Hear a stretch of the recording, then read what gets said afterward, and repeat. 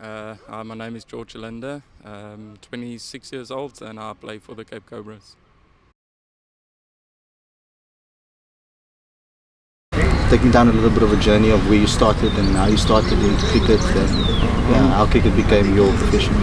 I can't remember when I started, but my club cricket started at Bellville Cricket Club as a junior, under 10 till under 13. I was in Bellville North Primary School, that's basically in Bellville. And then I went to Bellville High School. I played first team since I was in grade 8. Yeah. And then I also played for Durbanville Cricket Club since I was 14. I'm still there now at the moment. And after school I went to England, played a season there, came back, got myself in the amateur squad, Western Province, and then 2 years later I found myself in the Cobras T20 team, and then made my debut when I was 22, and then January I think it was, I made my 4-day debut as well, for the Cobras as well obviously, and now I'm here. So with regards to, there's going to be a lot of younger guys that would like to play cricket and take it up as a professional sport. When you're in that high school, primary school days, what sort of advice could you give to some of the younger kids trying to make it in cricket? Yeah, like if I look at myself right now, I don't see I was the most talented guy ever. I maybe had a bit of talent, but I think it was the hard work I put in. Like if I think back, like if Province under 19 I made Coke Week twice. You don't hear a guy from Bellville come and make Coke side twice. Yeah. You don't really hear that, and I just feel like I put my heart in, and especially like where I'm now as well, like I'm proud to be here. Like I've wanted to do it, and just hard work, the sacrifices I had to make to be here where I'm right now. Yeah, talking about those sacrifices, obviously when you're a youngster, you want to have fun still, you want to go out, and especially in high school. Yeah.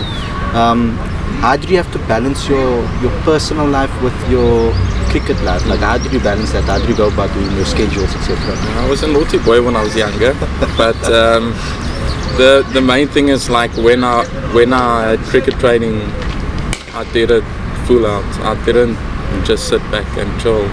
Especially like when we don't have training, I'll still train on a Monday, Wednesday, Fridays, Sundays with my dad. Okay. That was like basically every day. So that was my main focus, was just training hard, and still you can still have your fun, but to a different level or something. So that support structure is very important. Talk about your dad a bit, the influence he had on your career. Well, the thing is, he didn't play cricket, so he threw a lot of balls at me. He learned me the basics, but and then I just went to always like I feel I know more than him and stuff, but maybe I don't. But at the moment now I do. But he grew up on a farm, so he didn't play cricket at all. He didn't know what it was. He just threw balls at me, trying to hurt me and stuff, as a normal dad will do, I think. And because that hardened me up as well. I don't know, just every Sunday, it wasn't just cricket, like every Sunday we'll go kick rugby balls in the winter, and then when the summer comes, then it's cricket again. So that was it. Cool. So was it batting first for you, bowling? I know you're an all-rounder. Do you classify yourself obviously as an all-rounder? And batting or bowling, what was first? It was more batting. I started as a batsman, bowled a bit of seamers while I was a seam bowler. I made the Province under 13 team, made it as a seamer, and then a week before the tournament started I said, now I'm bowling spin now. And they weren't happy with me, but it went actually quite well, and then from there it also kicked on. And then in high school I was also more a batsman, I would think, and then then my spin bowling just came along. There was a coach, Mr. Pine Anker, he played for Boerland. He was also a spin bowler, and I think he helped me quite a bit through the ranks, what to do, what not to do. Maybe this is how it goes. So he was also quite a big influence in my last 2 years in school. That's when I started better as a bowler. Like I was better then. So it was those last 2 years that you actually became really serious about cricket with regards to taking it professionally. Yeah, because I knew like I can do it and stuff. So talk about your time with the Cobras. You just how it has been, what it was like to settle in that team, and what it was like to play with those players. Yeah, the first time was actually quite weird. I made my debut with Karen Pollard. It was like, for me, it's something to dream of. Like I still wake up from that dream. And I don't know, it was just like I didn't know what to expect. I just took it as it came. Like I was the lighty in the team, so for me it just felt like I must carry everyone's bags, and like because that's just how I thought it was and stuff. And and I settled in nicely with the guys, bunch of nice guys. And that same year we won the Ram Slam T20 as well. So it was actually a special year for me. So you spoke about Karen Pollard. Any funny stories with him in the dressing room? What type of personality is he? He's a fun guy. Like the first year I was a bit scared to talk to anyone because I'm the light in the team. And then the second year I actually got along with him nicely. He's a nice guy just to hang out with, nice and chilled. When we play cricket, you stay calm with him because he's such a calm guy. And I've actually learned so much from him. So Okay, and this season you playing. You haven't been playing with the Cobras side. So have you set some goals for you to make it back into the side again? How do you feel about your? Obviously, like now I don't play for the Cobras because like 4-day stuff. I understand if I don't get included into the team and stuff. But one of my goals is to play 4-day cricket as a second spinner alongside Tank Pete because he's number one and the skipper and stuff. And then also like I wanna establish myself in the one-day squad as well. I wanna play every game, T20s as well. That's also a big focus of myself. Like I wanna see if I can maybe go somewhere more than Cobras. I feel there's a gap in the market for myself with batting and bowling. And I just wanna show the people what I've got, what I can do. Now obviously we have that Mzansi Super League coming up, and a lot of you guys are in the draft. Draft names have been released. So you're obviously hoping to get picked up. Yeah, obviously that's the last week or so I've been thinking about it. Like even in the games I played now, I think too much about that. I should rather just whatever happens. So like I feel like I really want to be in this thing and show myself, make a name for myself. But if it's not meant to be there, then it's not meant to be. Then there's always next year. I've spoken to some younger guys as well, like for example Zubair Hamza and also Jason Smith, and they've mentioned you a lot actually. What is it like? What's your friendship like with those guys? And how's it been to play with them? No, it's brilliant. Good bunch of guys.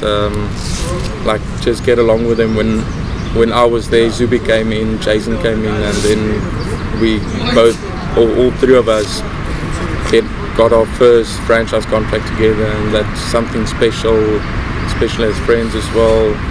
We spend some time together as well off the field, so it's actually nice to have friends you play with as well. That's actually the bonus of playing cricket and learning from other culture as well. And And you mentioned your time in England. I just want to know what it was like, and have you ever thought about maybe going and playing your cricket there for an extended period?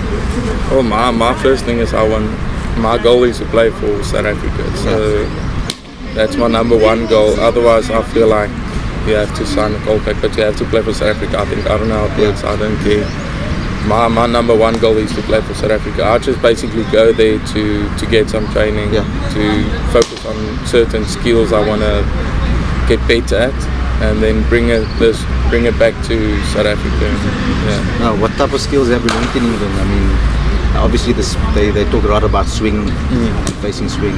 What was it like for you as a spinner on those tracks? Like my first year, actually, I didn't know what to expect. I just played, and like I took quite a few wickets that season, and that made me also the cricketer I am now, because I was away from home. I was 18 years old, so I was lonely. It grew me as a person, made me stronger, made me want it even more. And and then I came back, and then all of a sudden just my hard work just paid off. That's the year I scored a lot of runs at club level, took a lot of wickets at club level, and then I got my chance at provincial. So for the younger guys as well, like you can't expect to just come in and start playing and go to South Africa immediately. It takes time. Like for me now, like I had to play club level 2 years to a year, 2 years the most to be where I'm now, because like I had to show myself there, and then they saw, okay, listen, let's invite him here, and then that's how I got into the system with Khalid Mohidin. Yeah, so obviously the levels of cricket will be different, and you first I know that with regards to first team cricket at school, then going to club cricket, and then obviously provincial and with franchise cricket. Can you just maybe give me some of the difficulties between the different styles of cricket systems? To be honest with me, it's more difficult going back to club cricket now, because the wickets is different. It's easier to bowl on, but to bat on it's difficult because the wickets don't allow you to play your game. But also, like, okay, if I go to franchise cricket, the pressure is quite immense. Like if you don't do well, then you feel like you let the team down and yourself down as well. So there's always that pressure on you to do better than your previous game. And like obviously also bowling franchise cricket, it's difficult. It's not just come in and bowl. It's difficult, but just stick to your game plans, and then the rest will look after itself. And maybe can you just give me one thing that in your time as a cricketer that was really hard for you to overcome, one difficulty that you had to overcome? Obviously, when I made my debut for the Cobras for the cricket, I played 3 games, took 16 wickets in that 3 games, and then I got dropped, and then it was hard for me. At that time I was still young, I didn't understand why and stuff, but if I look at it now, I fully understand and stuff. And also my second year when we had the Ram Slam, I was bowling well, took 4 wickets the previous game, and then the next game I broke my finger, my middle finger, my bowling finger basically. And that was a massive setback. That was 2 months out the game. It was really hard to come back actually. Ball just didn't come out nicely. My focus wasn't there anymore. I just wanted the season to end. And then like last 2 games of the season, then I started bowling well again, and then I started feeling better again and stuff. So what did you do to overcome that hurdle? Just practice a lot. I'll train at Newlands, then after that I'll go to club. I'll drive immediately to the club and just go bowl on my own, because that's when I feel you learn more about yourself. Because you hear a lot of people say this and that and this and that, but if you actually go train on yourself bowling wise, you actually learn more about yourself and what do you feel is right for you and stuff. So that's the main thing that helped me a lot, that when I broke my finger. So. Thanks.